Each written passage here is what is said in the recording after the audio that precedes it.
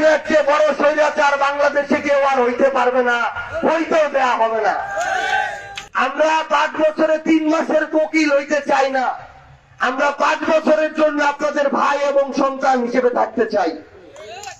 আমরা আপনাদের কাছে আপনাদের প্রতিনিধি হিসেবে আপনাদের কথাগুলো আগামীর সংসদে তুলে ধরতে চাই এবং আমরা মনে করি যে এই পঞ্চগড় জেলার অন্য যে কোনো নেতৃবৃন্দের চেয়ে আমরা যদি আমাদের জায়গা থেকে চেষ্টা করি, আমার এই অভাগা জেলার জন্য আমরা বাংলাদেশের যে কোনো জায়গা থেকে যে কারো চেয়ে বেশি এই জেলার মানুষের জন্য অধিকার আদায় করে নিয়ে আসতে পারবো। আমরা আপনাদেরকে আহ্বান জানাবো, আপনাদের যে কোনো যৌক্তিক প্রয়োজনে কোনো অযৌক্তিক ইলিগাল দাবি দেওয়া নিয়ে আমাদের কাছে আসবেন না। কোন জায়গায় একটা নিয়োগ পরীক্ষা হচ্ছে, সেখানে যদি দেখেন দুর্নীতি হচ্ছে, আমাদেরকে বলেন।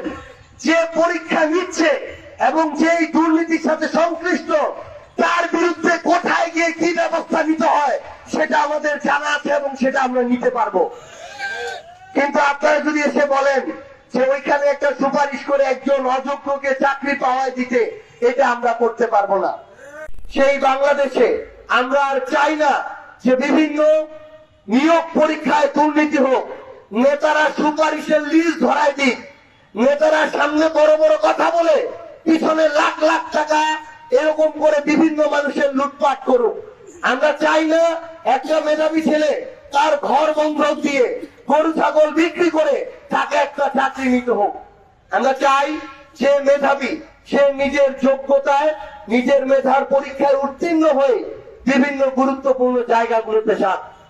আমরা আপনাদেরকে আহ্বান করব, জাতীয় নাগরিক পার্টি এনসিপি তাদের এখনো আত্মপ্রকাশের 1 বছর হয় নাই, কিন্তু এই মুহূর্তে বাংলাদেশের গুরুত্বপূর্ণ 3টা রাজনৈতিক দলের মধ্যে এনসিপি একটা। বাংলাদেশের ইতিহাসে কোন রাজনৈতিক দল এত কম সময়ে বাংলাদেশের এত বৃহৎ পরিসরে আকার ধারণ করতে তারা পারে নাই। এত কম সময়ে বাংলাদেশের কোন রাজনৈতিক দল বাংলাদেশের প্রত্যেকটা ইউনিয়নে ছড়ায় যাইতে পারে নাই।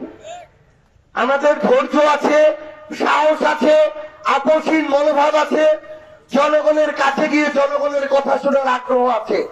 আমরা ইনশাআল্লাহ আমাদের এই চেষ্টাটা চালিয়ে যাব।